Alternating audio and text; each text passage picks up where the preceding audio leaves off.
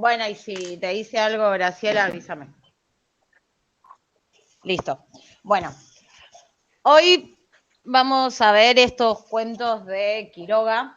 Les mandé 5, había que leer 4, pero lo podemos charlar igual el quinto. Y la idea los cuentos son todos de cuentos de amor, muerte y locura. Y la idea es un poco pensar, los elegí a propósito para pensar cómo se relaciona. Mucha muerte, Laura, mucha muerte. Mucha muerte. Todos a propósito con gente que se moría. Para pensar cómo se relacionan en Quiroga la naturaleza y la muerte, y un poco para hablar también de por qué en particular él establece esta relación. De Quiroga les traje una mini semblanza que es muy poca. Yo no sé si conocen la vida de Quiroga, pero si les interesa lo biográfico, investiguen, porque la verdad que tuvo como una vida bastante increíble. Excelente la vida de Quiroga, sí. No sé si excelente porque le pasaron 15.000 desgracias. Brava. Pero así terminó.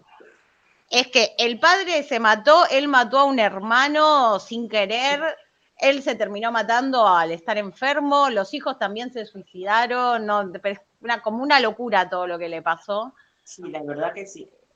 Bueno, él nació en Salto, en Uruguay, se vino a Buenos Aires en 1901 y a Misiones llega de la mano de Lugones.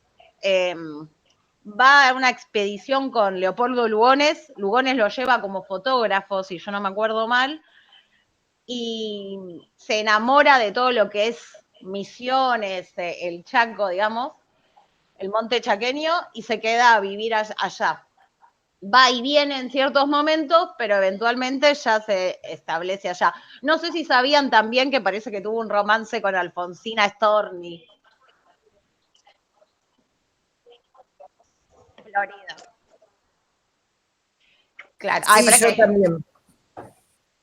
Bueno, pero también su segunda esposa había sido amiga de su hija cuando eran chiquitas. No sé, tiene una vida como bastante increíble.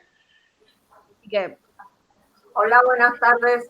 Hola, Graciela. Hola, Laura. ¿Sabés, Laura?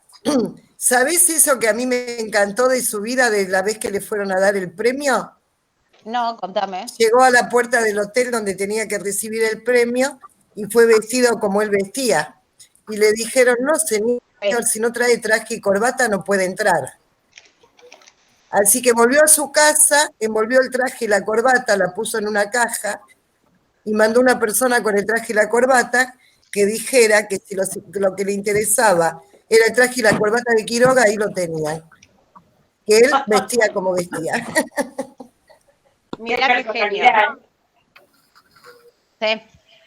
Bueno, y eso tiene un poco que ver con algo que vamos a hablar un poquito más adelante, porque digo, en este sentido, ciertos rasgos de la personalidad de Quiroga tienen mucho que ver con justo estos cuentos que vamos a ver. Textos tiene un montón. De hecho, todos estos cuentos que leímos en realidad salieron primero publicados en revistas. Que en general creo que fue en Caras y Caretas, pero bueno, porque Quiroga, esto como va aparte, pero es uno de los primeros escritores que empieza a abogar por lo que fue la profesionalización del escritor. Es decir, que si se escribe se paga, digamos. Y el medio de publicar en el siglo XIX y a principios del XX estaba muy relacionado con publicar en revistas. Por eso la mayoría, los cuentos de amor y de locura, de amor, de locura y muertes, todos responden a eso. Tiene algunos textos previos, relatos, alguna novela, el diario de viaje a París, que eso es un poco clave para los autores de esta época. Pero bueno, y algo que es súper importante y que es la razón por la que ya lo mencionamos varias veces, es que Quiroga es considerado el pionero y el fundador del cuento latinoamericano, en particular del cuento, primero porque fue el que más se desarrolló en este género, que es un género que estaba muy en segundo plano, ahora vamos a ver por qué, y porque además escribió textos hablando del cuento, que eso un poquito algo vamos a ver. En primer lugar, el Quiroga hasta aproximadamente 1915, el del diario de viaje a París, de los perseguidos, de historia de un amor turbio, está más relacionado corriente que fue el modernismo. El modernismo es una corriente que nace a fines del 19 en Latinoamérica. Se considera que el primer texto es Azul de Rubén Darío. Nace en Latinoamérica y de Latinoamérica se expande al mundo. Es el primer movimiento literario que aparece en Latinoamérica y que de acá va hacia otros lugares. Repito, nace con Rubén Darío y Azul, y si bien Darío escribió otras cosas, el género predilecto del modernismo es la poesía. Y está puesto el foco en primer lugar, tiene que ver con una gran preocupación por lo formal, por la forma de escribir poesía y con romper como se escribía poesía en el pasado. Eso se ve súper bien en las poesías de Darío, pero no nos vamos a hablar de la poesía de Darío. Y también tiene algo que tiene que ver con lo que se llamó la corriente del arte por el arte, que era una corriente que lo que buscaba destacar era la preocupación por la estética, la belleza, porque en realidad al resaltar esto se retomaba algo que con todo lo que fue la revolución industrial había quedado un poco de lado. Eran conceptos que se veían como relegados, entonces se ponía el énfasis en la belleza. ¿Qué?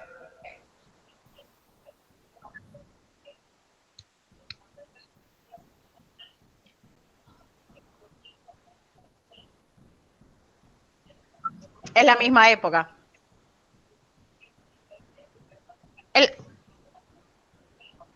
Sí, es el mismo modernismo, pero nace acá. A ver, cuando uno dice que un movimiento se mueve, digamos así, como que pasa de...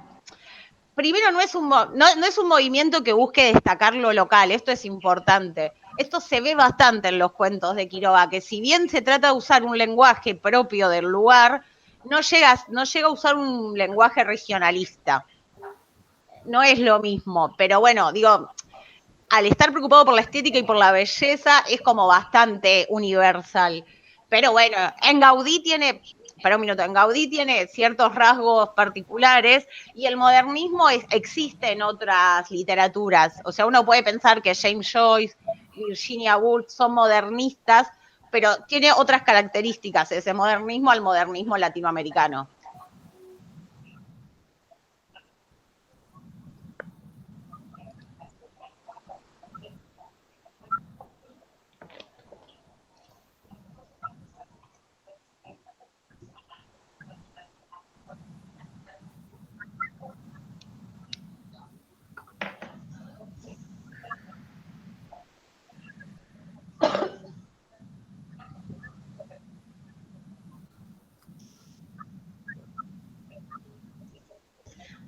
Igual acá, claro. Sí, así. No, pará. Acá aclaro algo que es muy importante. El modernismo nace acá. Pienso en Rubén Darío, está José Asunción Silva, hay muchos escritores de este movimiento. Tienen muchos que ver todos con la poesía. Martí, por ejemplo, está muy emparentado, Martí, José, el cubano, está muy emparentado, pero no llega a ser modernista, porque había algo clave. Fines del siglo XIX fue lo que se llama el fin de siglo, se llama así, y es un momento en lo que también aparece muy relacionado con ciertas lecturas más de índole filosófica. Doy un ejemplo, Nietzsche. Esta idea de Dios ha muerto, es un momento donde todo se empieza a secularizar, es decir, el siglo XIX se divide en las artes de una manera mucho más tajante a como estaban divididas antes y se separa todo lo que es iglesia de artes, que hasta ese momento seguían estando mucho más imbrincadas. De vuelta, ahí empezás a ver esta idea de que lo artístico pasa por arquitecturas, como en el caso de Gaudí, que son casas, no necesariamente iglesias, más allá de la Sagrada Familia. O sea, ahí empieza a aparecer esta idea de que el arte empieza a ocupar otros espacios con el modernismo. Pero algo que también es clave para el modernismo latinoamericano, y por eso traje este texto de Quiroga, el diario de viaje a París, era iniciático el viaje del escritor latinoamericano a Francia. Es como algo que ningún escritor, y por eso Martí no entra tanto acá, no podía obviar. Porque el Faro de lo literario estaba puesto en Francia, que eso es algo que con Latinoamérica se sigue dando se siguió dando con Cortázar, con Saer, con muchos escritores. El viaje a Francia era como iniciático y de hecho casi todos estos escritores tienen textos de sus viajes a Francia. Rubén Darío estaba particularmente bastante obsesionado, pero bueno, y en realidad ingresa más a Europa por Francia, porque estos autores viajaban, trataban de conocer a los escritores franceses y así establecían los vínculos. Pero bueno, en la etapa modernista de Quiroga, digamos que es la primera, y no es la que vamos a ver hoy, pero sí tiene algunos rasgos que Quiroga después mantiene. Primero es una gran preocupación por lo formal, si bien no son cuentos, y no era la preocupación de los modernistas el cuento, aunque Darío escribió cuentos, digo, no es que no escribieron cuentos. Una gran preocupación por lo formal, por cómo se escribe, por qué se escribe, cómo se escribe. De hecho, Quiroga los tiene, ahora lo vamos a ver, pero Darío también. O sea, textos que reflexionan sobre por qué eligieron escribir de determinadas maneras. Son estéticas que buscan romper con lo que venía ocurriendo. O sea, son novedosas, porque la novedad era muy importante, y los temas recurrentes del modernismo tienen que ver de vuelta con la muerte, con la soledad como reflejo del poeta, del escritor y demás. Ahora bien, para lo que es la década del 10, más o menos, de 1910, se puede, y que se ve particularmente con la colección de cuentos de amor, locura y muerte, hay un viraje en Quiroga hacia el naturalismo. ¿Qué es el naturalismo? El naturalismo es como una corriente literaria que es la posterior al realismo. Sería como que el realismo del siglo XIX, a mitad de siglo, empieza a virar hacia el naturalismo. Esto tiene un montón de razones y hay un montón de teorías al respecto. Quizás uno de los escritores naturalistas más importantes es Émile Zola, un francés.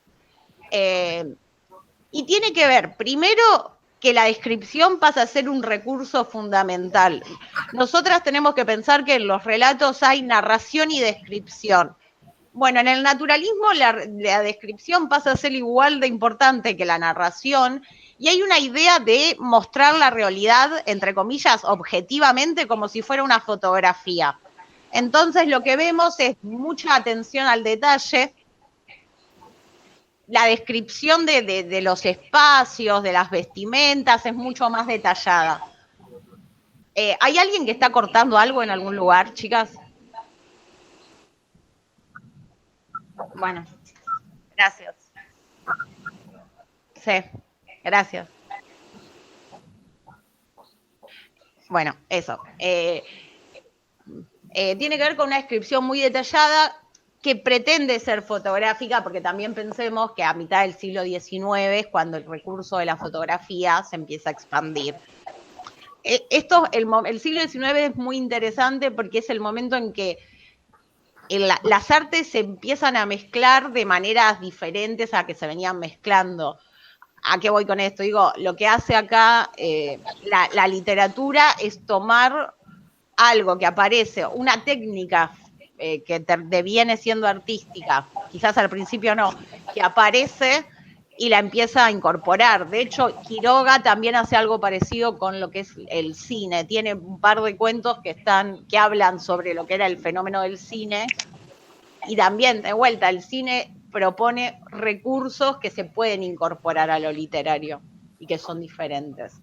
Ahora, lo más interesante del naturalismo, más allá de esto que es meramente formal, tiene que ver que el naturalismo empieza a entenderse como una manera de leer al mundo. Es decir, el entorno social, el entorno social y material, que es súper descrito minuciosamente, empieza a tener una importancia tal que deviene en una lectura un poco determinista. Y en este sentido son textos de una gran crítica social. en Argentina el texto más importante de lo que es la corriente del naturalismo es En la sangre de Cambaceres, que no sé si alguna leyó, pero bueno, ese sería el texto más importante. Y lo que vienen a dar, o Vicente López también escribió naturalismo, y lo que viene a dar cuenta el naturalismo es de que la degradación del hombre conlleva consecuencias. Podríamos decir que son textos con, entre comillas, moraleja, donde a una persona que obra mal hay que castigarla, digamos. Y esa degradación moral empieza a aparecer en lo físico, es castigada. De hecho, en la sangre tiene que ver con la degradación física de una familia. Entonces, si bien responde a una técnica literaria, una técnica literaria, un estilo, también tiene que ver mucho con esta idea de crítica social. Y quédense con esto para pensar un poco en lo que la razón de todas estas muertes que vemos en Quiroga. Bueno, acá repito, estos son los cuentos que vamos a ver hoy: A la deriva, El almohadón de plumas, La miel silvestre, La insolación, de cuentos de amor, de locura y de muerte, que es del 17, son textos que se habían publicado antes. No sé si es La insolación, que se publicó en 1901, digamos, pero son, bueno, de estas épocas. Traje varias portadas, pero particularmente traje esta porque nosotras no vamos a ver La gallina degollada, pero quizás sea el cuento más conocido del libro. Yo, vos sabés que cuando lo leí me acordé cuando lo había leído en tercer año, El almohadón de plumas lo tenía grabadito. Bueno, mi mamá dijo lo mismo, ¿no? Desmuteate si querés hablar más.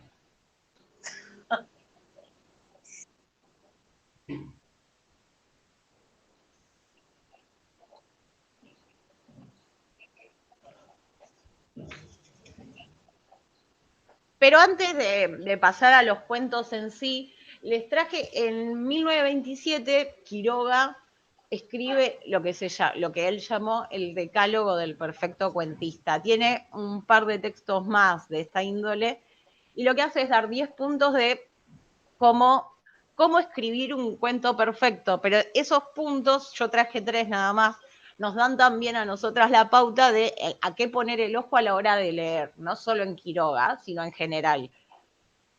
El quinto punto dice: no empieces a escribir sin saber desde la primera palabra a dónde vas. En un cuento bien logrado, las 3 primeras líneas tienen casi la importancia de las 3 últimas. Digo, tomemos esto para cuando vayamos a leer los cuentos. El séptimo punto habla de no adjetivar sin necesidad. Yo no sé si lo notaron, pero si bien él es muy descriptivo, él no sobreabundan los adjetivos. Elige adjetivos muy particulares para describir cada lugar, pero elige uno. Y se mueve en determinados campos semánticos de adjetivos, pero digamos que no sobreadjetiva.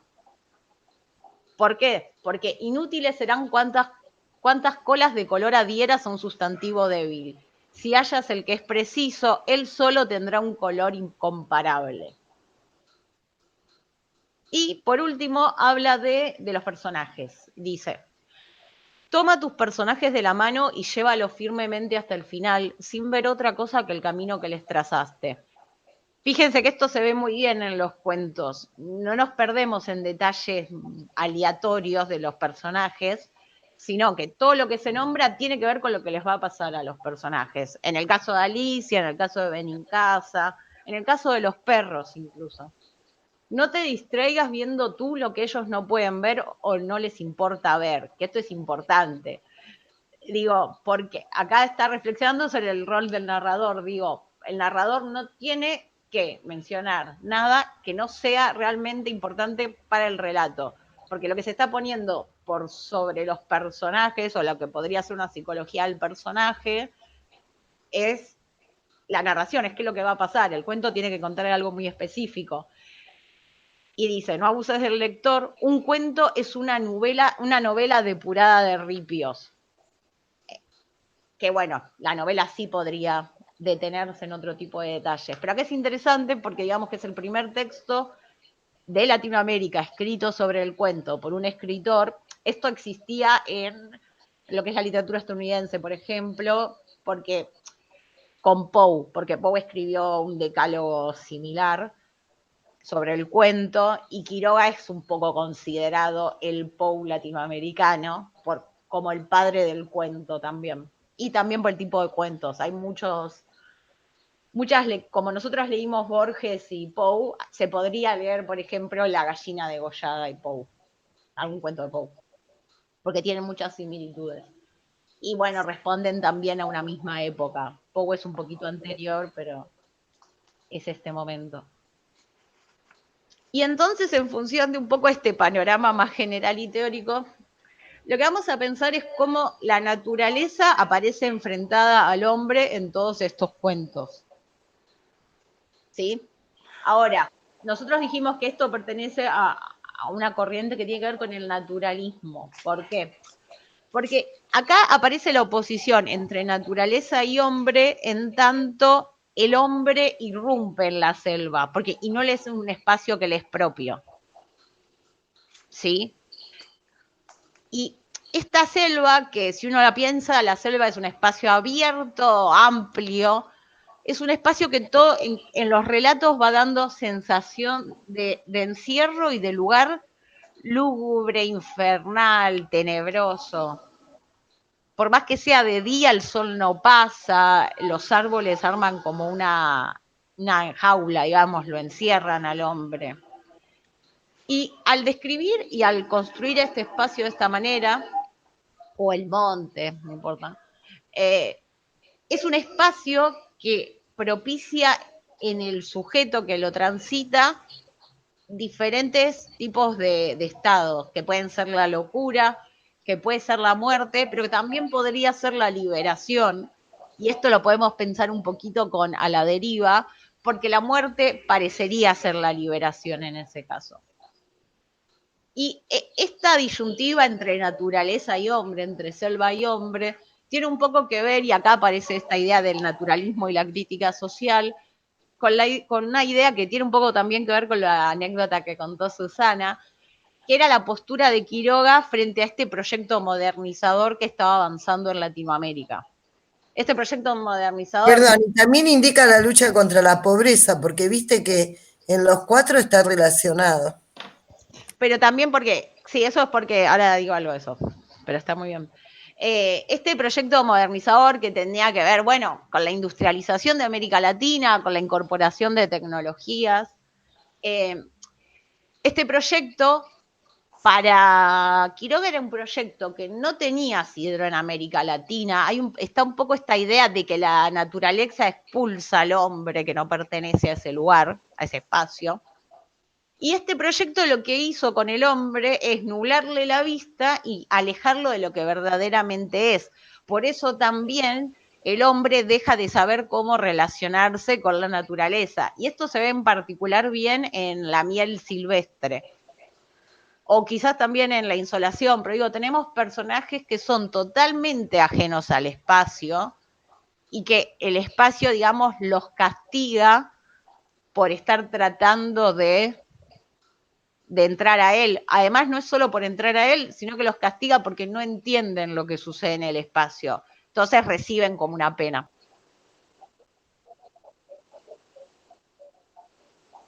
Sí, también. Pero ahí el tema es que, bueno, en estos cuentos no se ve, pero lo que aparece es la disyuntiva de un hombre que siempre que no es el de ese espacio. Quizás en A la deriva no sucede, pero sí el personaje de la deriva hace algo en contra del espacio.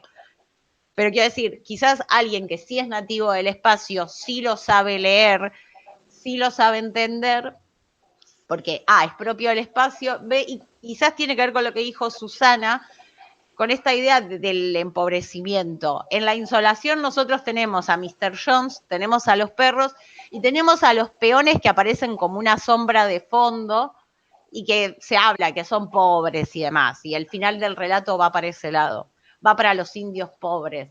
Bueno, hay un poco esta idea de que hay que rescatar esa pobreza.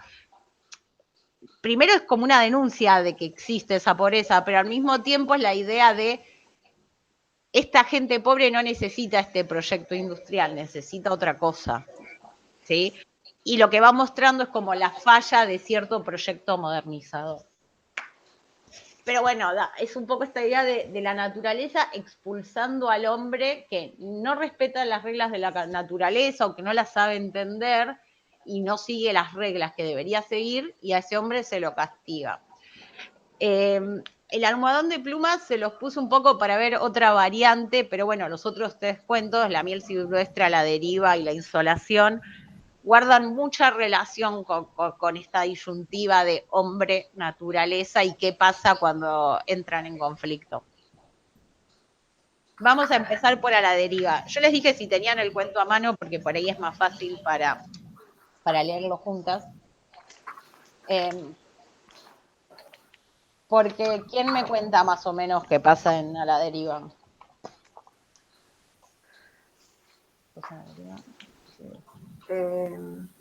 Es lo que la pica la víbora y él.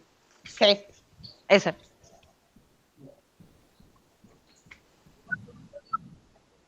Sí.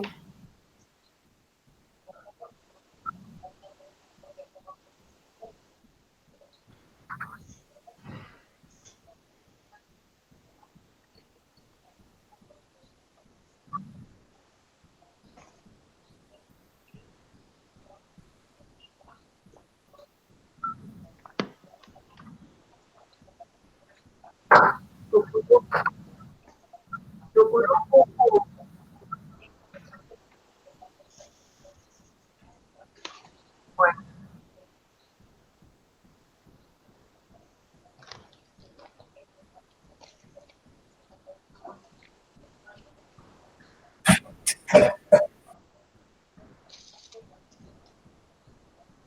Ok, al hombre este lo pica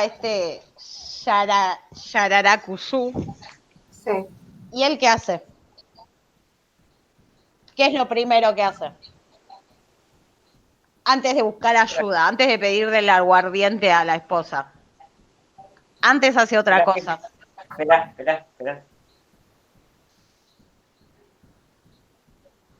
No. Antes que eso. Se muerde la herida y quita las gotitas de sangre pensando que con eso se saca el veneno. Antes.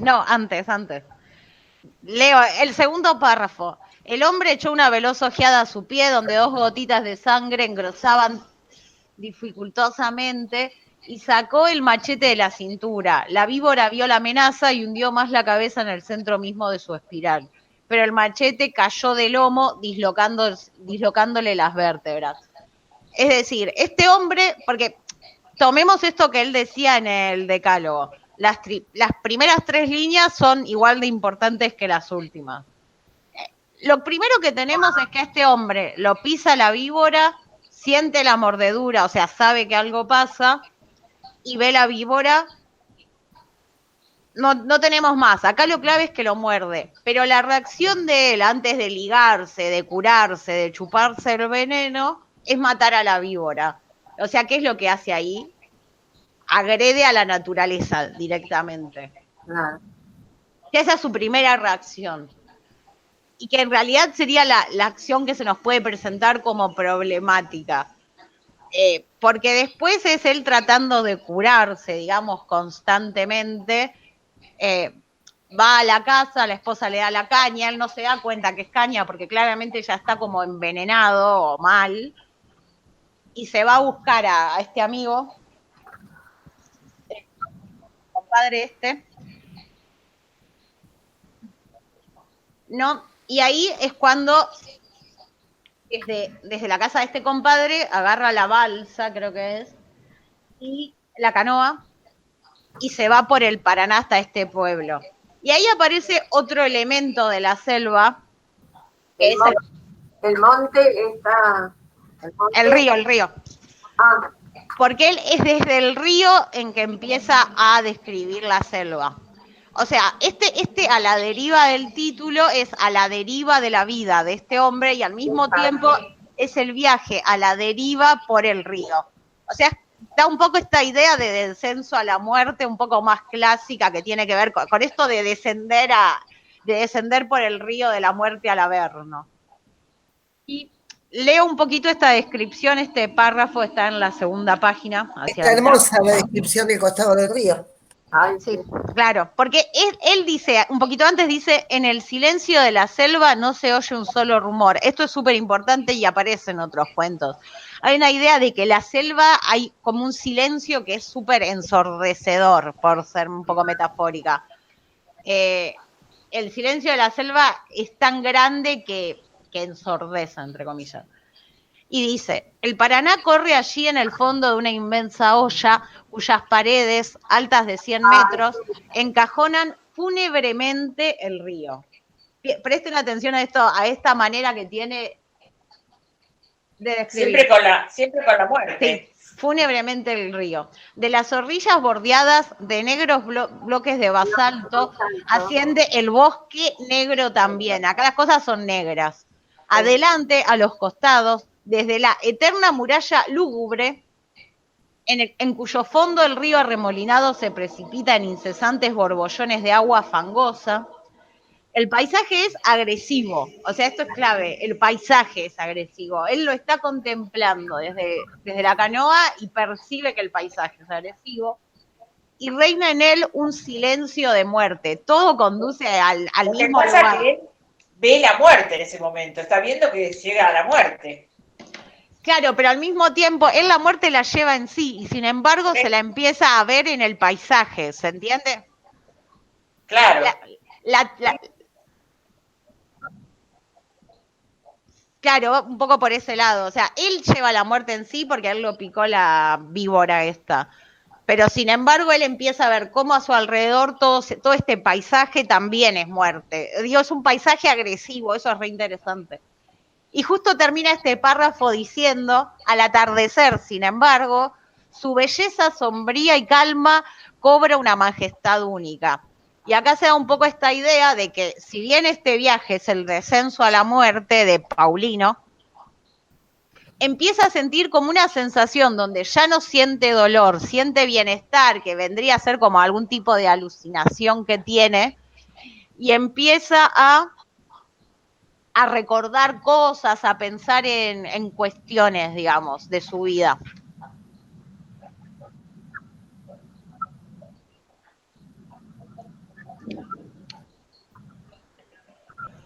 sí. Claro, es como el ojo de la tormenta. Y antes de morir, la persona estaba bien. Claro.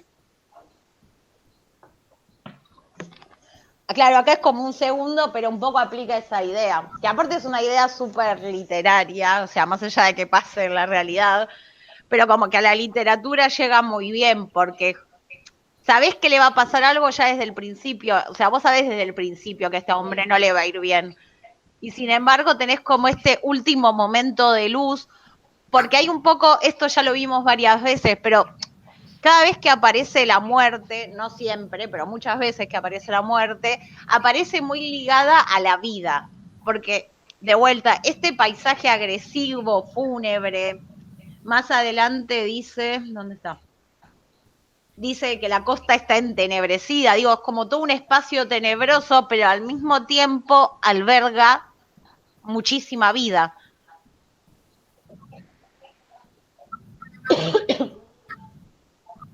Exacto. El sol, los colores del río.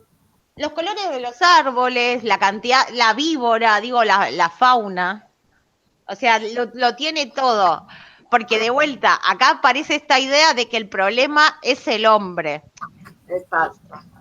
Y si bien en este caso en particular, digo, este hombre tenía un patrón, probablemente no era un hombre de plata, probablemente era un hombre que hasta este momento, porque vive ahí en el medio de la selva, del monte, se sabía manejar. Lo único que podemos ver que hace como error es vengarse de la naturaleza.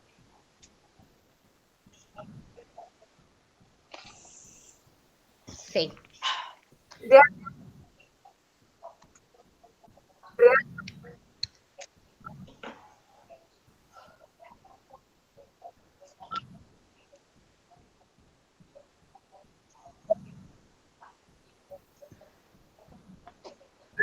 la tabla.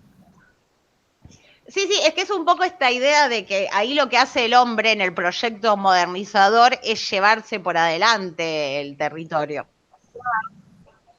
Es como que compite, o sea, el poder del hombre sobre la naturaleza, porque no sé qué pensará, que la naturaleza es algo, a ver, como que la desvalúa a la naturaleza y bueno, y no tiene conciencia de la dimensión, ¿no? Yo no solo diría que la devalúa, sino que la quiere usar. Como que hay algo un poco utilitario en el hombre, en esta idea del desmonte, de talar los árboles, que lo que está haciendo es matarla.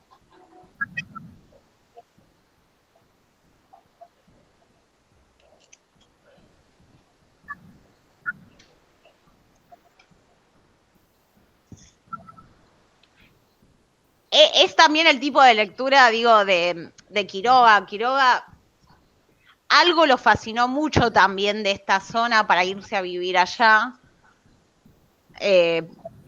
Y ay, no me sale. Hay muchas lecturas ecologistas de Quiroga porque él pone un peso muy fuerte en la naturaleza.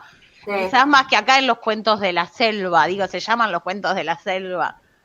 Está valorizando un territorio que en general no se vale. De hecho, después tampoco. No es un territorio muy valorizado ni del que se hable mucho. Se habla ahora solo cuando se incendia, si no, no hablamos tampoco. Y que en realidad es clave, digo, el Amazonas opera un poco igual, son pulmones verdes súper grandes.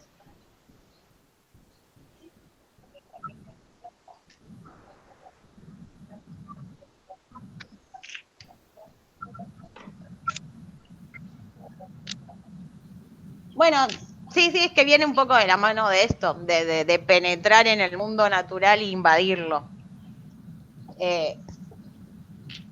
Paso al cuento siguiente porque van a estar todos un poco encadenados. El siguiente va a ser la miel silvestre. En la miel silvestre aparece algo que es interesante que tenemos. Sobre todo en función al decálogo que él escribió, tenemos dos primeros párrafos, si lo tienen a mano es más fácil, dos primeros párrafos los cuenta una primera persona y operan a la manera de prólogo.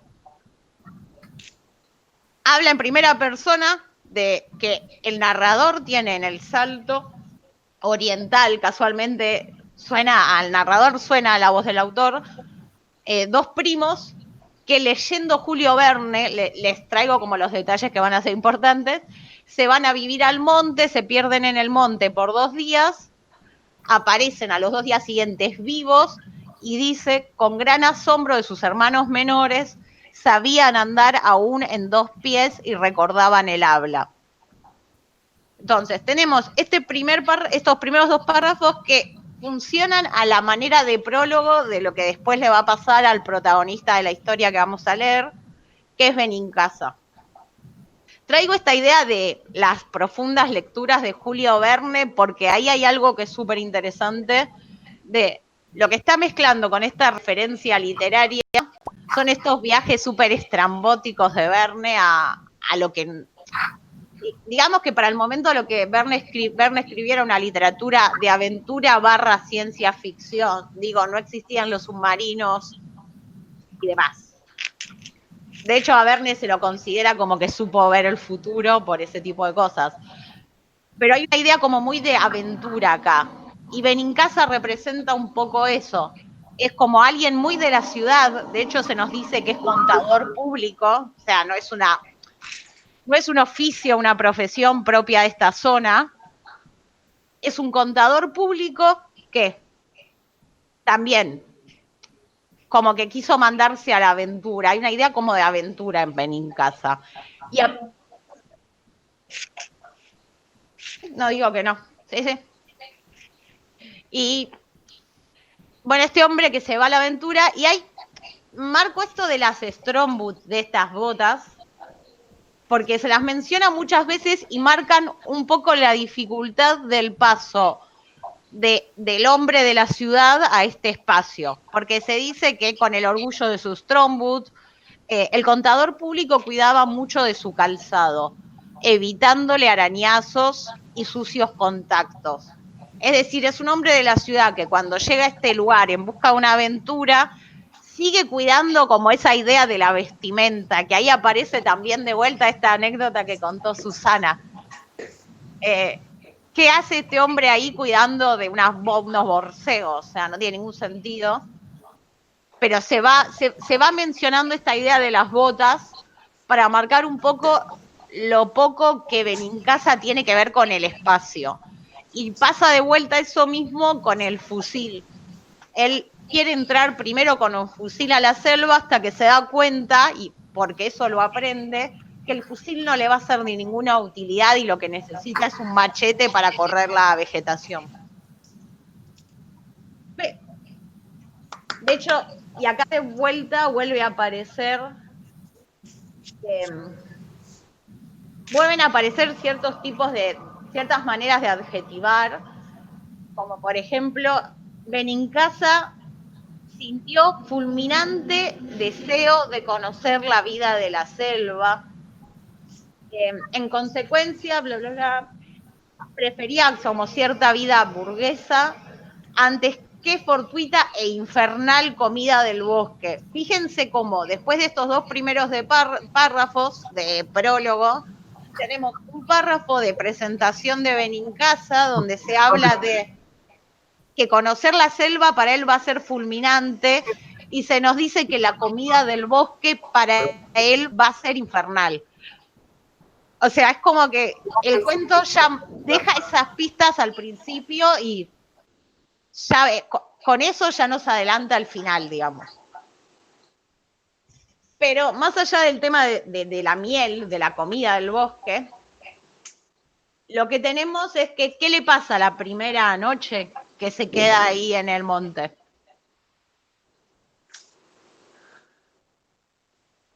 El asunto de las hormigas.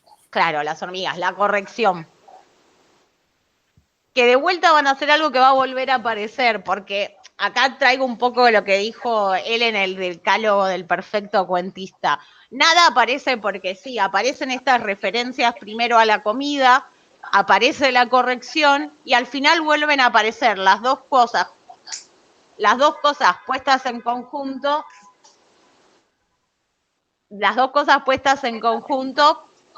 para el desenlace.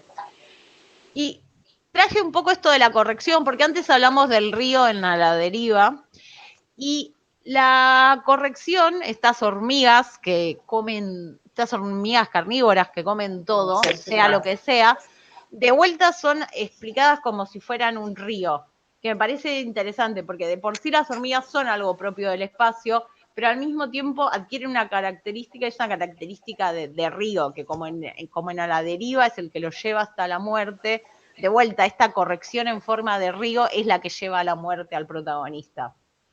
Estas hormigas marchan velozmente en ríos más o menos anchos y al final vuelve a decir, su entrada a una casa supone la absoluta exterminación de todo ser viviente, pues no hay rincón ni agujero profundo donde no se precipita el río devorador. De vuelta aparece el río.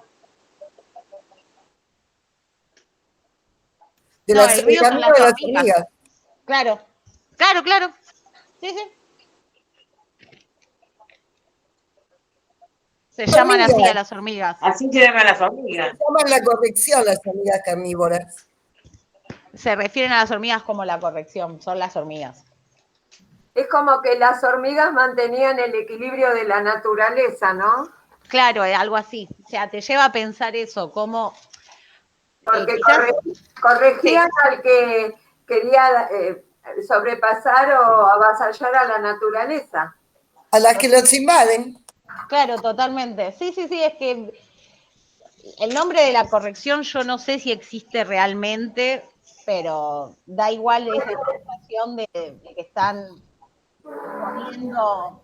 En películas se ven las hormigas, no son tan chiquitas como las que describen acá, pero si vos mirás la saga de Indiana Jones, viste que invaden a la naturaleza en pro de un tesoro, Sí, sí, sí, es verdad, aparecen las hormigas.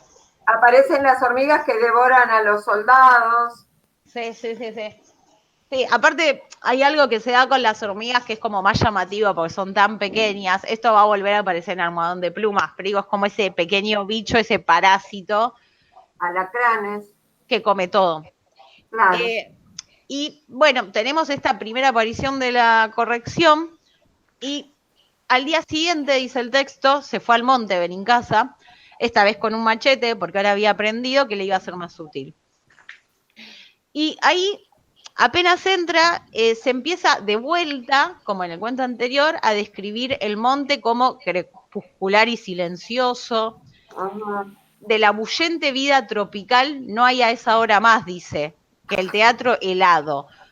O sea, fíjense cómo mezcla la misma oración, tropical y helado, como el monte es un espacio que por lo visto, yo siento que lo que nos quiere un poco traer acá, Quiroga, es un poco esta idea de, uno espera que la selva sea como la podemos ver en una película de Disney, puedo decir ahora, llena de vida, de animales, colores, y en realidad es un espacio mucho más, no solo agresivo, sino silencioso, sin nada de eso, es totalmente quieto, responde a otra lógica, porque un poco la idea es esa, no responde a la lógica que nosotros conocemos, sino que responde a una lógica que le es interna. Y aparece en el camino de este gordinflón contador, que si así se lo había mencionado, aparece la miel. ¿Y qué hace? Invade. Sí, te explican un poco cómo se cuelga, cómo hace. Da un poco la idea medio de Winnie Pooh, a mí me dio, tomándose ahí la miel con el palito.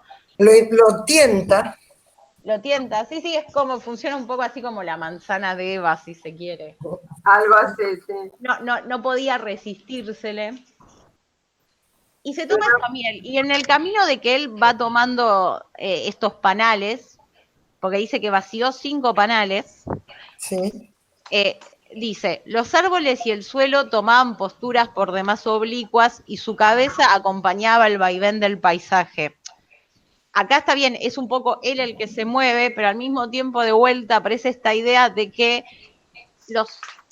el paisaje, o sea, estos personajes que se están muriendo, los paisajes los van acompañando. Un poco esto que decíamos antes de ellos llevan la muerte, o sea, el personaje, el hombre lleva la muerte y también la empieza de vuelta a trasladar en el paisaje. Porque al mismo tiempo que en realidad es la naturaleza quien le da muerte, bueno, es como que él la traslada también hacia afuera eventualmente. Y aparece algo que también teníamos en A la Deriva, que son estos hombres que se mueren solos en la inmensidad de la naturaleza. Sí. Y de hecho, en este caso dice, durante un rato, el horror de morir allí miserablemente solo le cohibió todo medio de defensa. Hay algo que es un poco esta idea de que en la vastedad de la selva somos mucho más pequeños. Cualquiera de nosotras que haya ido a cualquier espacio así, muy, muy natural, no necesariamente una selva, puede ser el bosque de los Arrayanes, te sentís muy ínfimo y pequeño. Una hormiga, te sentís disminuida ante tanta exuberancia. Claro, y la naturaleza aparte, en general, el bosque de los Arrayanes funciona bien. Cualquier bosque así, son árboles súper viejos, enormes.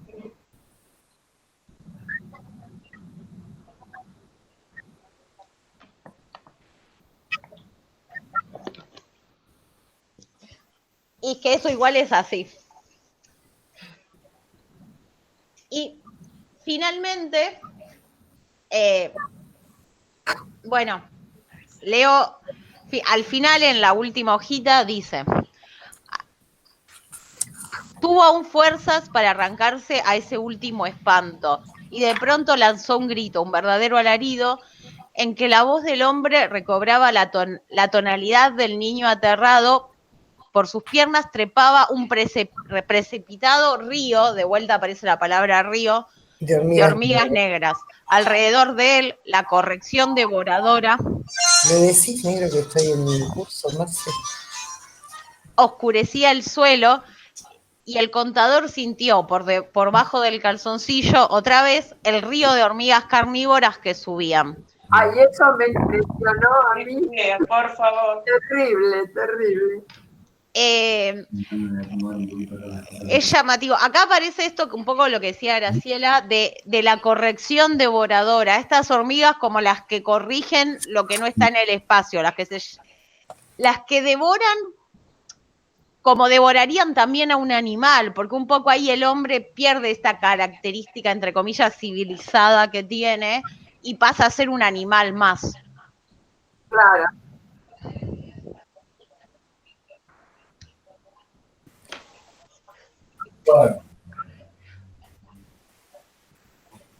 ¿Sabés que en Google te dice que sí, que las hormigas se llaman corrección porque nos aplican a nosotros una corrección, porque son trabajadoras, porque van en grupo y porque hacen todo el trabajo unido?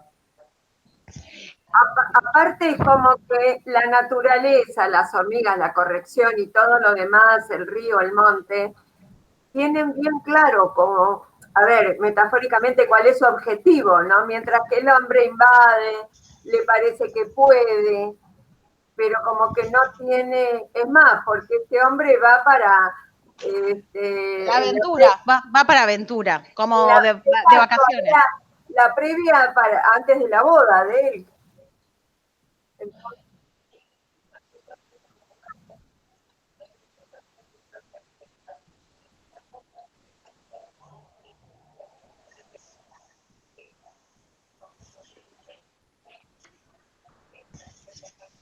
Y ahí vuelvo. Claro.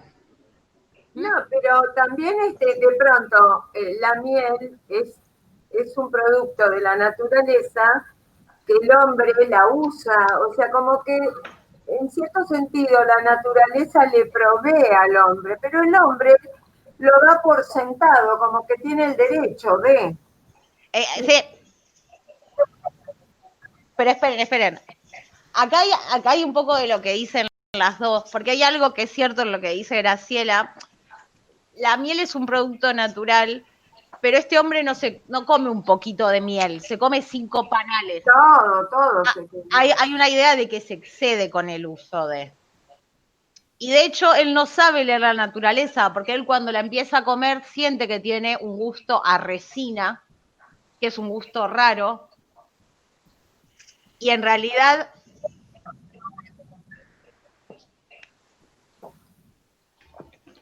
Bueno, sí, puede ser. Ahora voy un poco a eso. Y tenemos, así como tuvimos 2 párrafos de prólogo, tenemos un último párrafo que se separa del relato de Benincasa y que funciona como a modo de moraleja lección. Y ahí dice, claro, no es común que la miel silvestre tenga esas propiedades narcóticas o paralizantes, pero se la halla. Las flores, con igual de carácter, abundan en el trópico, y ya el sabor de la miel denuncia, esto es importante, en la mayoría de los casos su condición. Sale el dejo de resina de eucaliptus que creyó sentir Benincasa. Porque hay un poco para mí, más allá de que esa es la miel de la naturaleza y que él ahí está como, entre comillas, invadiendo, él hasta ese momento le tenía cierto respeto. Pero él no come un poquito de miel, se come 5 panales, y no solo se come 5 panales, sino que además no sabe nada de la naturaleza, porque ante la primera vez que sintió el gusto a resina, tendría que haber dejado de comer. ¿Se entiende? Era un hombre de ciudad. Era un hombre de ciudad, él era un hombre de ciudad, y así está descrito, siempre está descrito como un hombre de ciudad. Ahora, cuando dice que esas bolsitas de cera lo iluminaron suficientemente, a pesar de que, a ver, se lo comen, ¿no? O sea que sería la parte generosa o positiva. No, yo ahí lo que entiendo, porque lo que encuentran el esqueleto sin carne, y lo que yo ahí entiendo es que quedó como si tuviera miel encima de la ropa o del esqueleto. Claro. No, comieron las hormigas, por eso es. Claro, Claro. por eso A él se lo comieron las hormigas. Claro, a él se lo comieron las hormigas, pero esta idea de que las bolsitas de cera lo iluminaron suficientemente es como que queda como si fuera un poco embadurnado en miel. Viste que la miel es como brillosa. que brillaba la miel en su cuerpo. Claro, como que en lo que quedó de él, digamos, había algo de miel, entonces como que quedó brilloso. Eso sería, a Susana le pregunto, que sabe bastante. No, el tema de que la miel era pura y la que nosotros conocemos, la sólida es clara y la líquida es más bien rubiona. No, eso Sí, no, depende pero de eso no pasa por ahí, pasa porque esa miel es narcotizante, entonces le hace ver luces, porque es como cuando tomás droga, que de golpe ves un montón de luces, eso significa. No, pero ahí ya está muerto en realidad. Sí, bueno, no importa. Puede ser las dos cosas. Es verdad lo que dice Susana, que puede ser como que está narcotizado. claro. Entonces. Ah, Claro,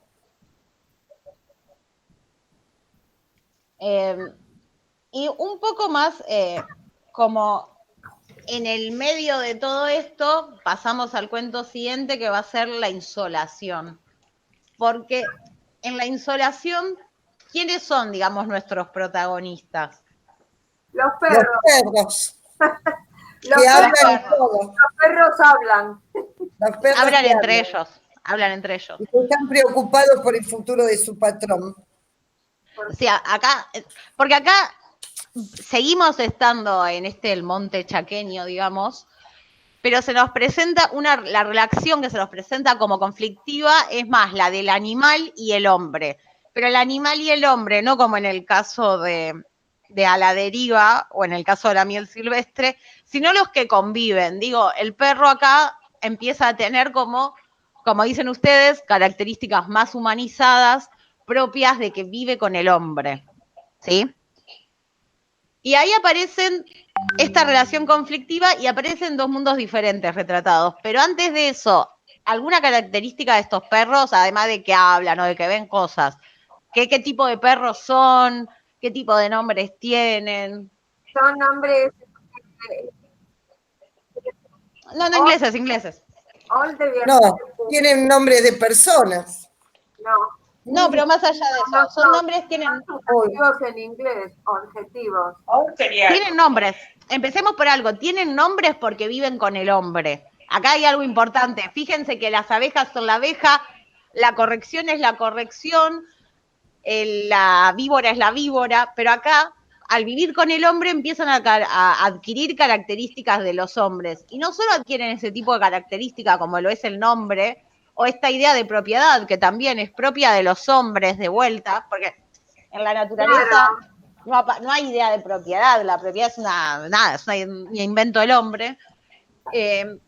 Ellos también tienen preocupaciones que tienen que ver eventualmente con cómo van a vivir, porque estos animales están un poco a mitad del camino del mundo natural y del mundo de los hombres. ¿A qué me refiero? Cuando piensan que se puede morir el amo, ellos se preocupan, a ver si lo encuentro, porque no lo marqué. ¿Quién les va a dar de comer? Exacto. Claro, y es el otro, ¿cómo se Mil. llama? El peón, Mil. que es el que supuestamente quedaría, viste, sería el responsable de los perros. Claro. No, Dick es el perro favorito del dueño. Mil, claro. Entonces, tenemos estos perros que tienen preocupaciones casi humanas. Además son perros. Es como que predicen. Ahí vamos.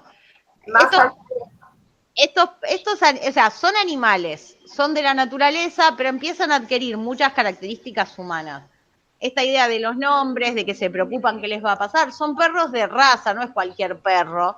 Se aclara que son fox terriers, o sea, sí.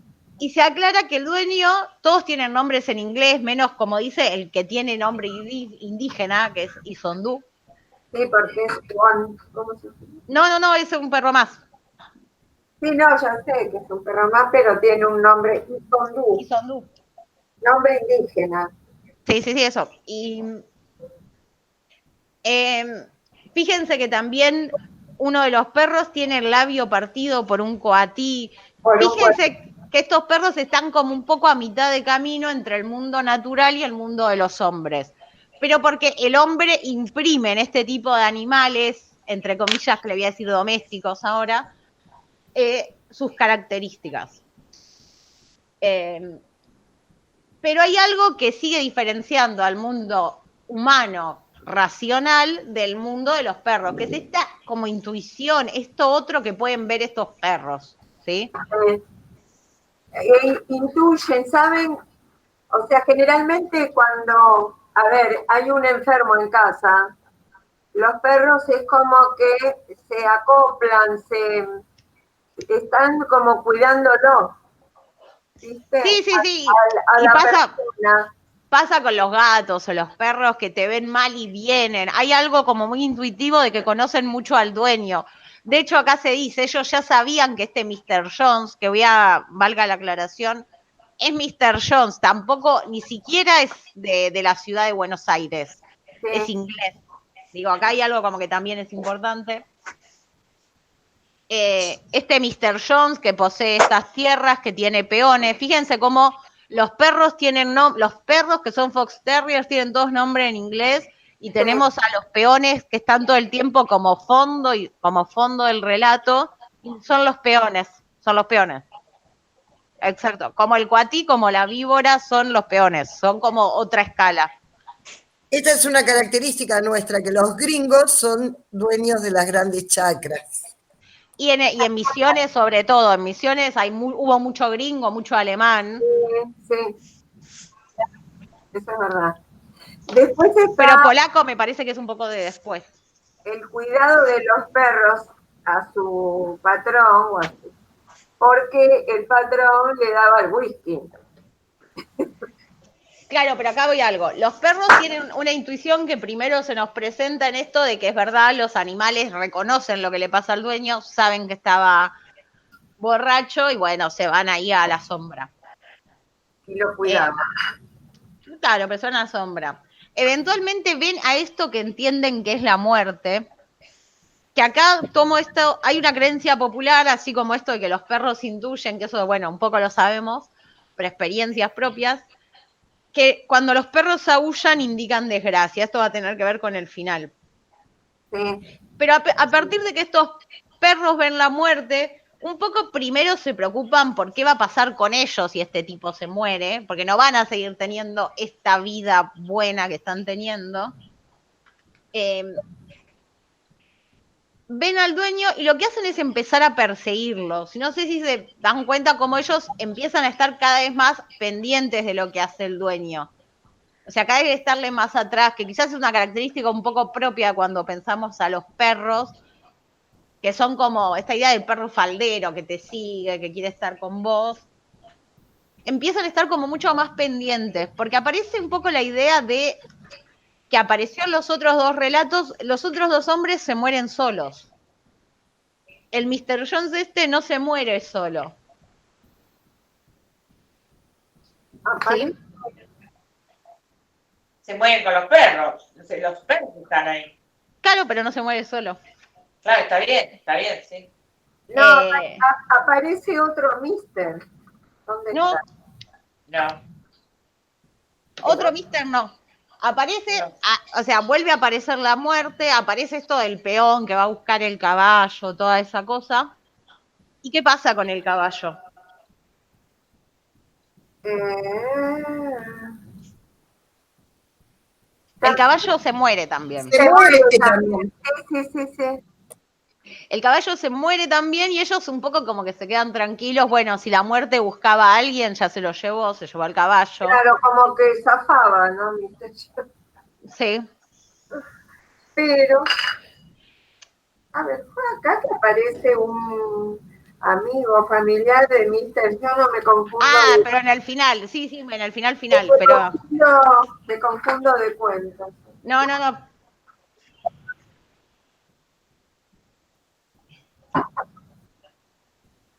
A Mister Moore.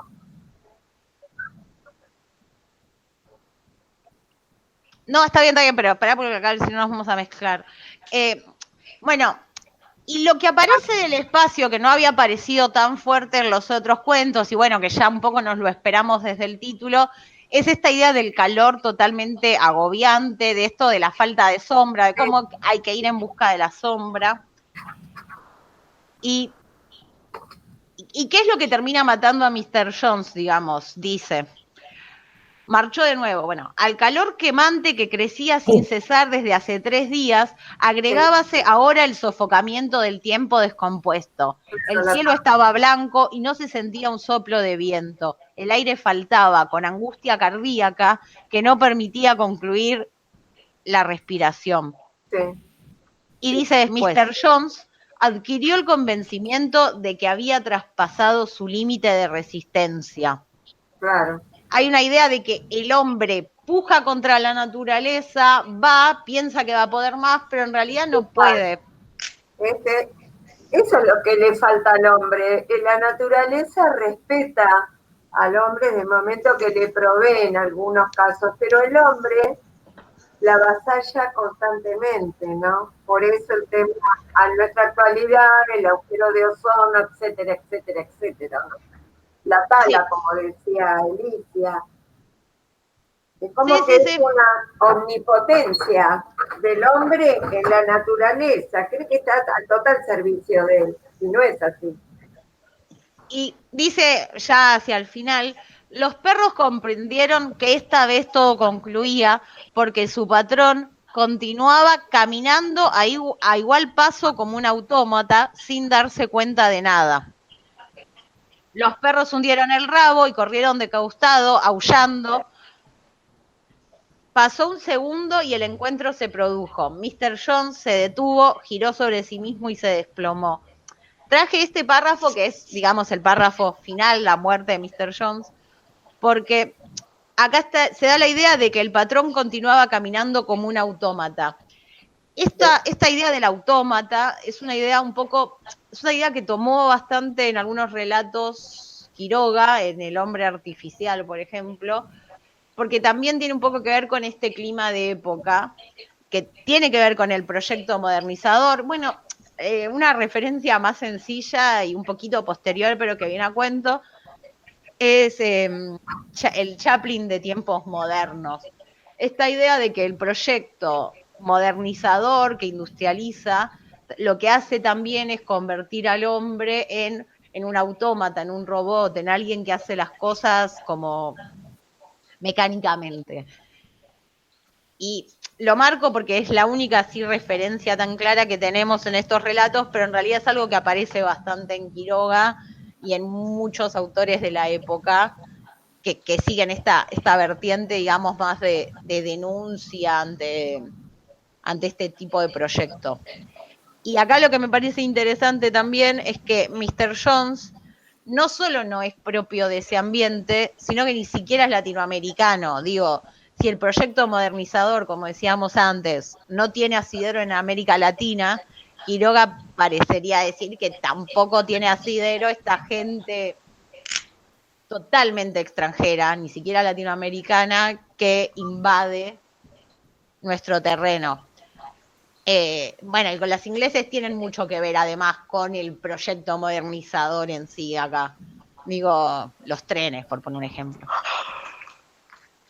Y finalmente, estos perros, que siguen siendo parte del mundo de la naturaleza, son entregados a los peones, son todos separados, y vivieron en adelante, termina el cuento, flacos y sarnosos, e iban todas las noches con hambriento sigilo a robar espigas de maíz en las chacras ajenas.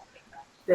Marco esto de chacras ajenas. Fíjense cómo estos perros pasaron de ser fox terriers con nombre propio, que la pasaban bien, que tenían sus sombras, sanos, lindos, y terminan todos desperdigados, sin nombre, pasan a ser los perros, no, están en manos de los indios ahora, y viven flacos, no viven bien como antes, y ya no tienen su propia chacra. Fíjense cómo esa degradación que se da en Mr. Jones, que para él se pena con la muerte, también se termina penando a los perros un poco, por haber adquirido ciertos rasgos que no le son propios como raza animal. O sea, lo podemos pensar así.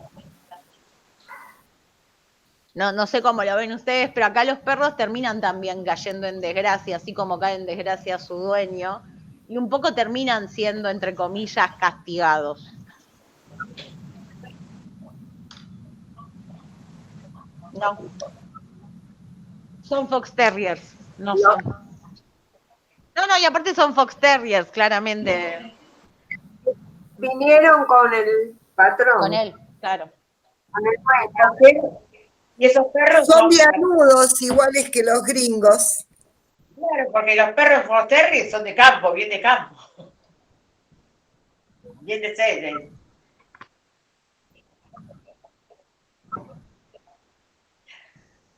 Claro, ya no. Sí.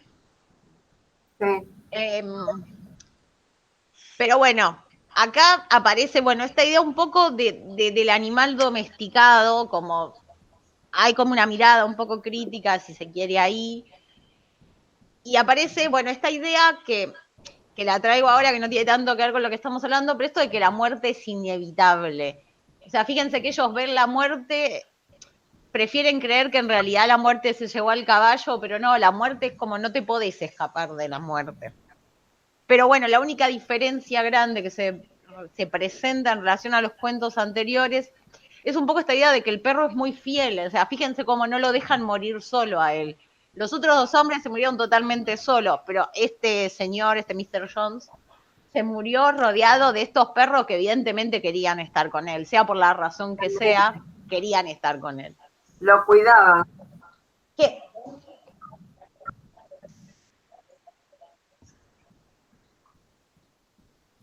Sí, digo, sí, más allá de... La fidelidad del perro con el amo es increíble. Porque también fíjense que ahí hay algo de que la naturaleza es fiel. Digo, el hombre quizás no es tan fiel. Fíjense cómo en A la deriva el compadre no sale cuando él lo necesita, se queda solo, pensando hace cuánto no ve a Pepito, no ve al otro. El hombre te deja solo. La naturaleza, en cambio, acá parecería decir que no. Digo, porque más allá de que puedan tener características humanas, siguen siendo perros y siguen teniendo esta capacidad de intuir, de ver las cosas de manera diferente. Y por último, nos queda, que lo vemos rapidito, el hombre muerto. El almohadón de plumas, no, el almohadón de plumas. Que acá la naturaleza parece un poco más, digamos, de costado, pero es importante. Tenemos a Alicia y a Jordán. El cuento es muy cortito, pero trabaja bien esta idea de describir cómo era Alicia y cómo era Jordán. Sí.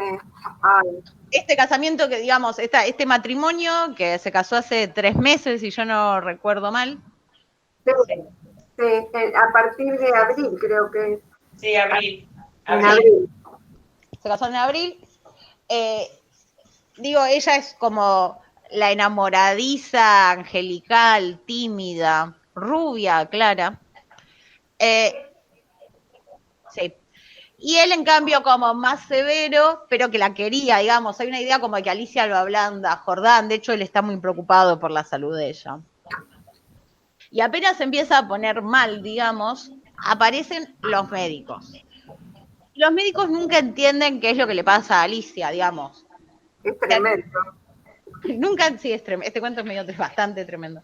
Sí, bastante tremendo. Nunca van entendiendo qué les pasa. De hecho, van los médicos, les dicen que la llame, Alicia cada vez empeora, le dicen que tiene una anemia, todo es inexplicable para los médicos.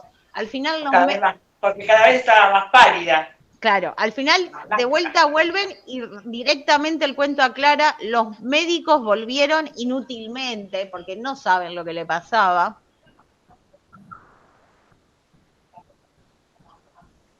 Sí, claro, sí. Tampoco sabía. Bueno, sí. Pero qué mal, ¿no? Que siendo médicos de campo no se dieran cuenta de que pasaba algo de eso. Bueno, pero acá es que yo siento que tiene que ver con que, porque al final, ¿qué pasa? Bueno, Alicia eventualmente aparece muerta Y Es como que la naturaleza cobra venganza, ¿no? Con respecto a Alicia, porque son las plumas que tienen esos, no me bichos, acuerdo, parásitos creo Los que. almohadones de pluma, de ganso. para variar, ¿cómo es? Este, paga justo por pecador, ¿no? Porque no sabemos si Alicia atacaba a la naturaleza. No, pero espera, espera, ahora lo digo, porque en realidad sí, porque tenés un almohadón de plumas. Claro. El almohadón de plumas es un ataque, ¿no? O sea, Claro. A alguien le sacaste la fila para hacer el almohadón. parecería que hoy Horacio Quiroga sería como medio un vegano combativo, pero es un poco la idea es esa, porque fíjense que cuando ella se muere, la sirvienta, porque fíjense cómo aparecen dos tipos de, acá lo que aparece y lo que se contrapone son dos tipos de saberes distintos.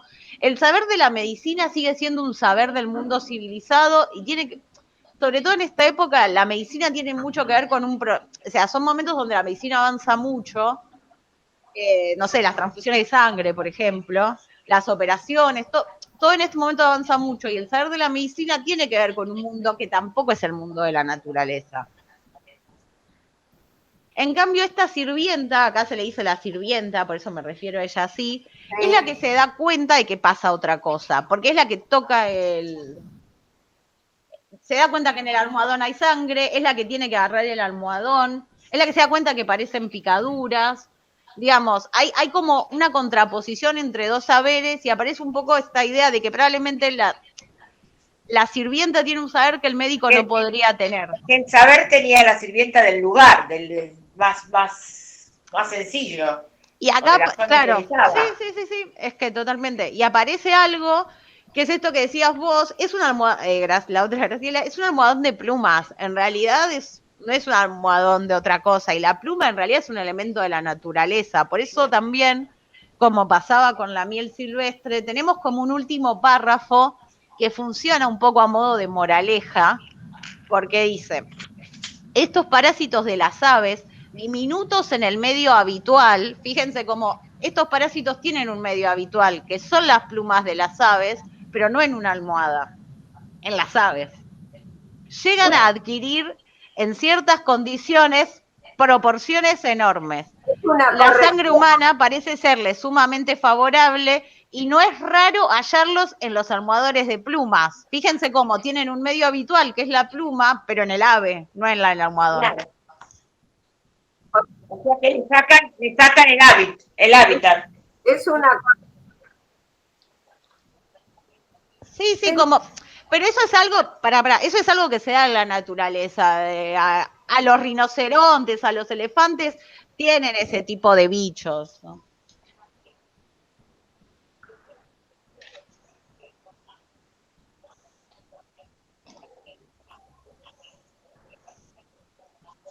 Yo tengo una almohada que es de pluma. Sí, ya no creo que pase.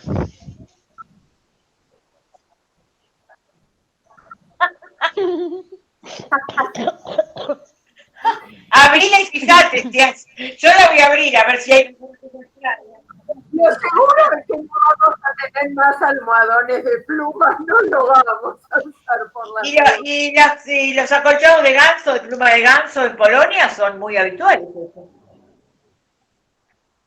Mi suegra también, mi suegra había traído uno de Polonia y está abrigadito. Oh. Era cuestión de hacerle una tomografía para ver. Claro. Sí, para ver. Claro.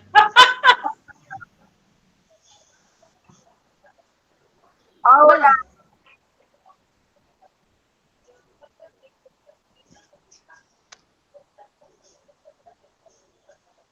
sí, es que es verdad eso, pero fíjense...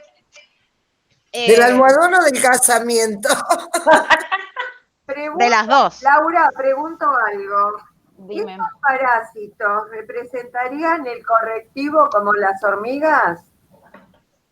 Parecería ser que sí. De hecho, hay algo, bueno, hay un poco eso que dijo, está lo que dijo, este cuento como que responde más a lo que es el cuento de terror, Sí. tiene una explicación al final, pero, porque aparte aparece como un bicho enorme, digo, es como bastante más de terror, Pero hay algo que es bastante extraño, que es que nadie la mueva de la almohada. Ella estaba débil, era fácil moverla. No entiendo cómo nadie la movió. Ella, no, pero Alicia Claro. no quería que la tocaran a lo último. Para mí que el marido se la quería sacar de encima. Pero bueno, ahí tenemos el perfil de Jordán, ¿no? Era un tipo, si bien era, a ver, muy seco, muy, no, es como que tenía sus limitaciones en cuanto a sentimientos, no lo podía demostrar. Y también lo que quiero decir es que hay algo que pasa con los dos cuentos anteriores, que tienen una descripción que está mucho más pegada a lo realista. Este cuento, que parece un cuento un poco más de terror, morboso.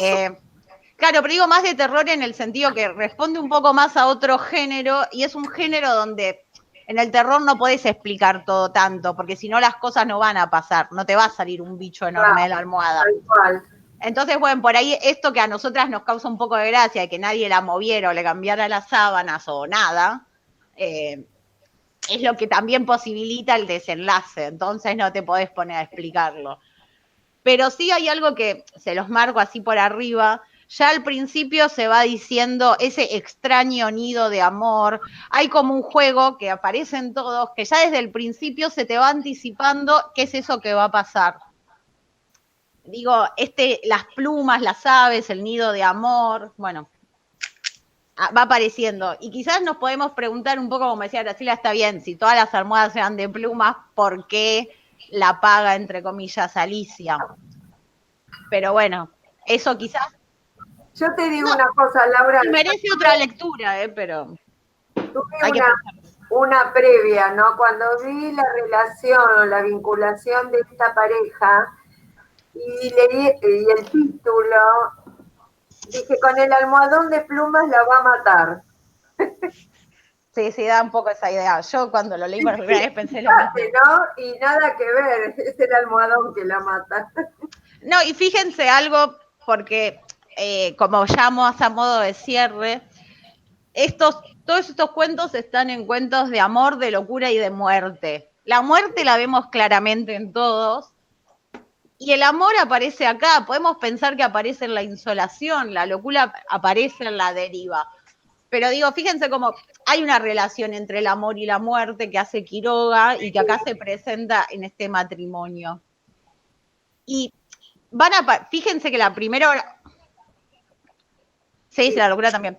Pero fíjense cómo la primera oración de este cuento, que también es lo que a vos, Graciela, te hace pensar eso, es: su luna de miel fue un largo escalofrío.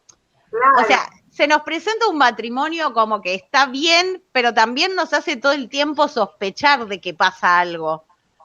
Porque al principio del cuento te hace sospechar de que él le hizo algo a ella que no se entiende. Como que la golpeaba. Es que ella aparece como víctima todo el tiempo, no sabes de qué. Sí, pero no sería de Quiroga si pasa eso. Que él la mate. No es de Quiroga eso. No sería de Quiroga, pero el cuento juega con este doble, la ambigüedad al principio, digamos. O sea, juega con esa ambigüedad de acá, en este matrimonio, en este amor hay algo raro. Juega un poco con la ambigüedad.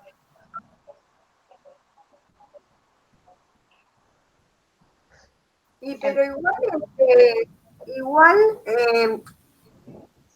Alicia tiene que renunciar a todos sus sueños, una familia,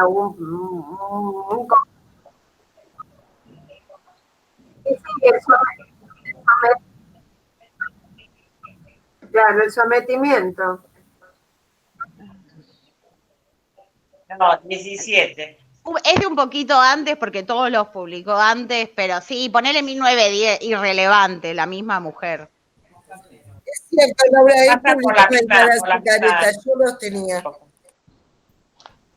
¿Cómo Susana? Que él publicaba en Caras y Caretas, yo tenía Caras y Caretas antiguas y estaban sus cuentos. Sí, están, sí. Sí, sí, es que en esa época en general se publicaba en revistas. El libro era algo más raro, más de cuentos. Los cuentos se publicaban en revistas. Sí, Quiroga era un precursor, o sea, del modernismo, ¿no? A mí se me ocurrió pensar que preferentemente él usa la muerte para ayudar a la naturaleza para que reaccione el hombre a ver, hipotéticamente de una vez por todas en su relación con la naturaleza, entonces todo termina en la muerte por el ataque a ella. Y porque también tiene que ver un poco con que el curso de la vida, o sea, la naturaleza es vida y muerte constantemente. Esto creo que lo hablamos cuando vimos los cuentos de Clarice Lispector.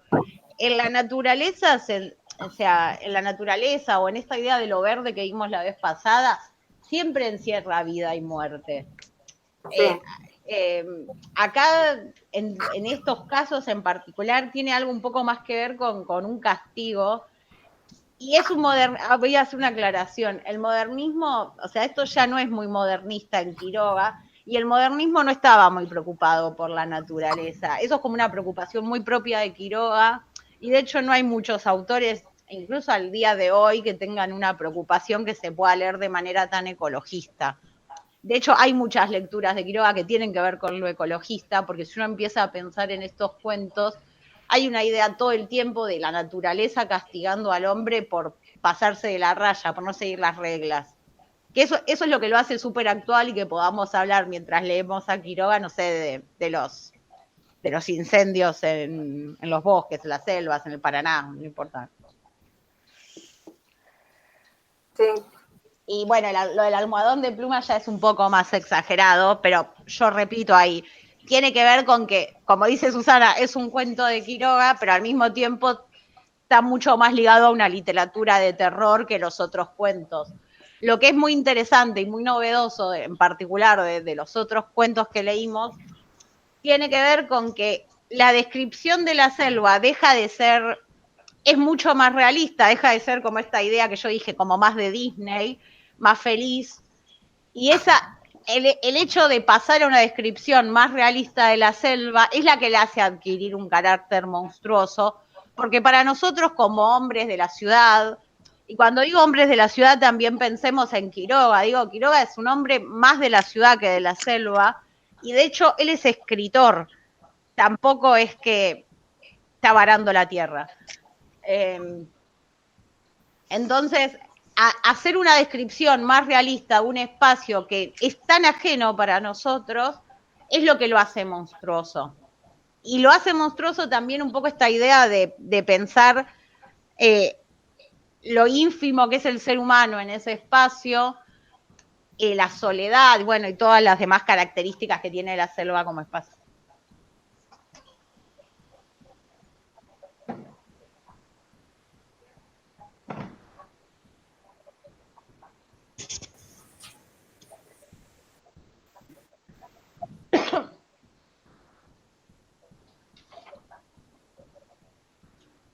Sí, pero igual trabaja un montón. Él se hizo su casa, toda de barro. No, pero también en Quiroga hay como un viraje extraño, que es más bien raro, incluso al día de hoy sería raro, es que él va ahí porque queda fascinado por el lugar y se transforma en alguien que vive ahí. Digo, No, como... tiene que ser una observación.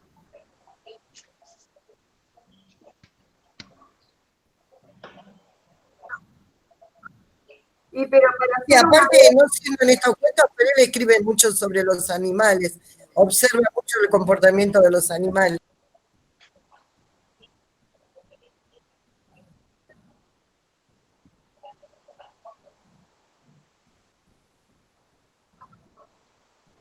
Y bueno, pero desde el punto de que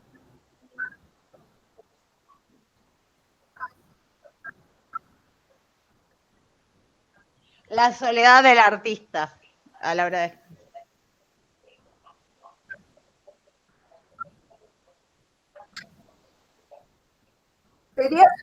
sería su motor o su motivación.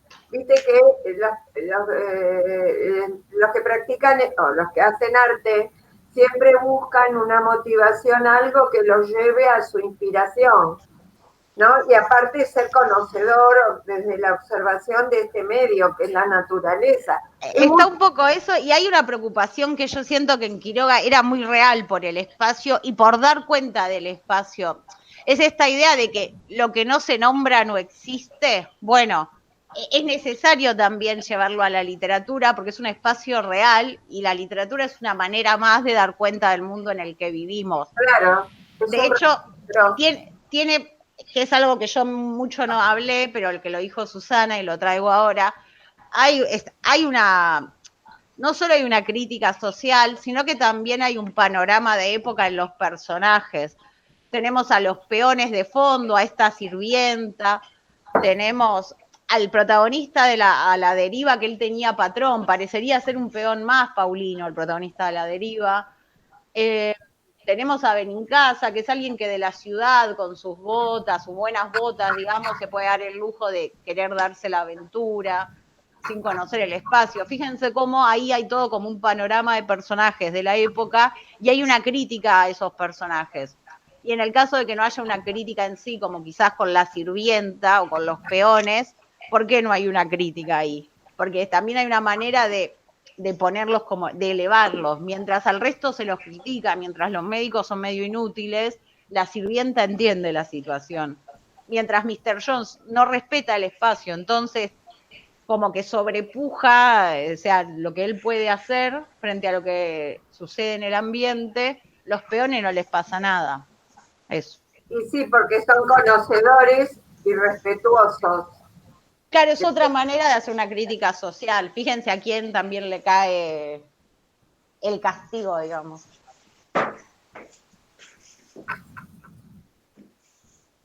Así que eso es Quiroga. Había otro cuento que era El hombre muerto. Si alguna quiere decir algo, la escucho, pero ya nos pasamos de la hora.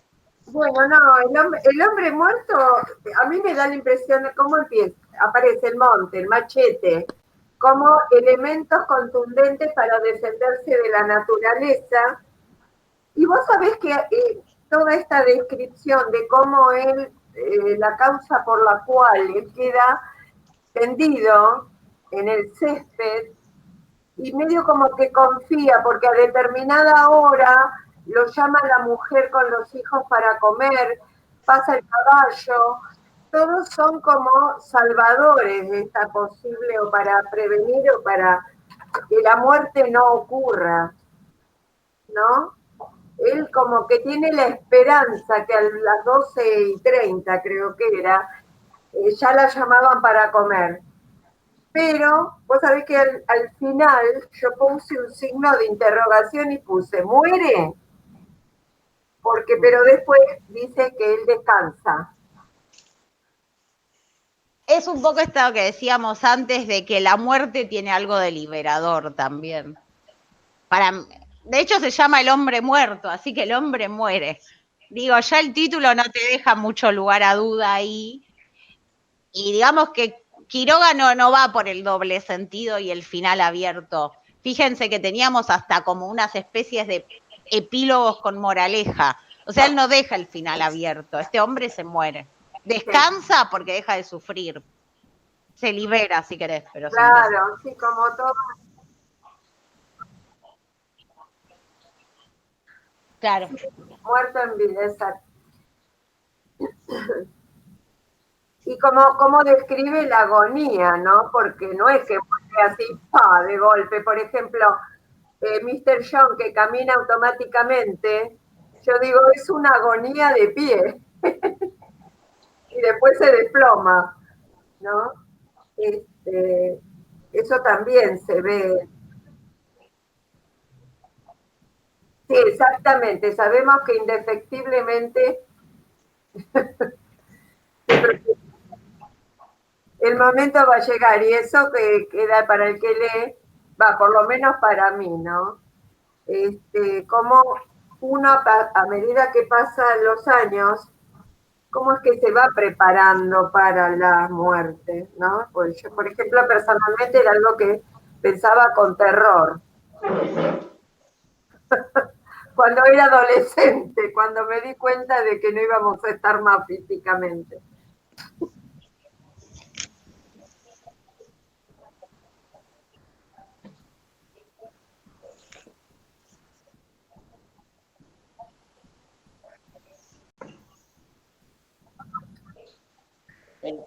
De la curiosidad.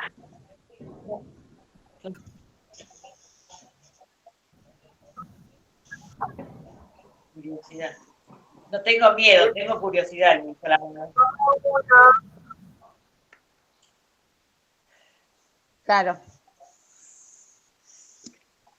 Y también hay algo un poco que es lo que dijimos al principio, lo traigo un poco más a Quiroga, que él estaba bastante rodeado de la muerte por cuestiones más autobiográficas y bueno, quizás acá,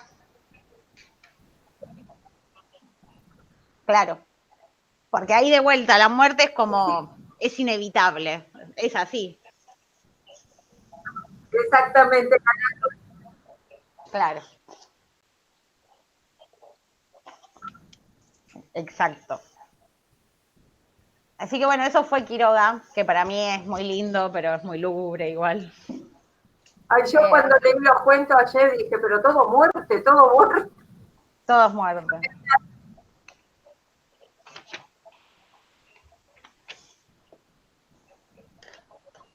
Está ahí.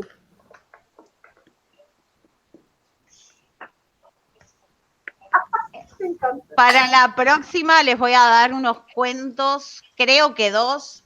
Me tengo que fijar si cuánto tienen de páginas para que no sean muy largos. 2 cuentos de Bioy Casares. Porque ya que volvimos con Quiroga un poco más para Argentina, aprovecho, digamos, a ver otro gran autor del canon que va un poco más por este lado, digamos. Cuentos fantásticos. Venimos trabajando mucho con fantástico y me parece interesante traerlo para eso a Bioy.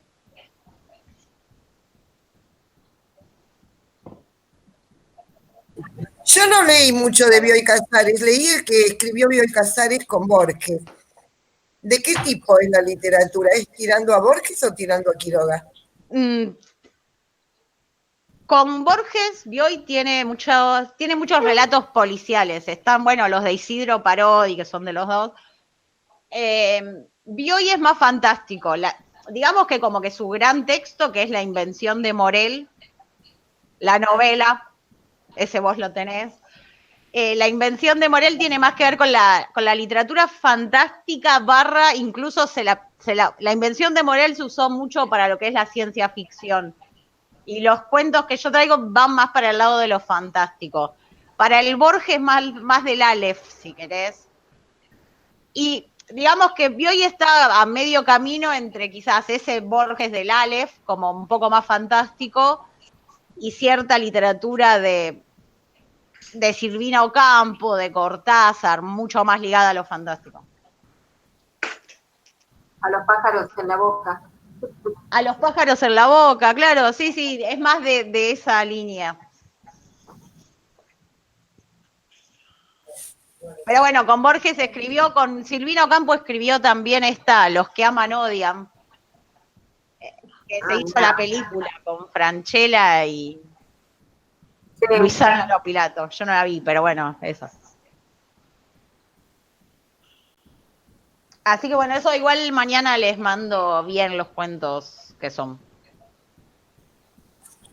Muy bien, muy lindo el taller, muchas gracias. Muchas gracias a ustedes, chicas, y bueno, las dejo, pues se pasó la hora. Igualmente. Gracias, Laura, gracias, chicas. Chao, chicas.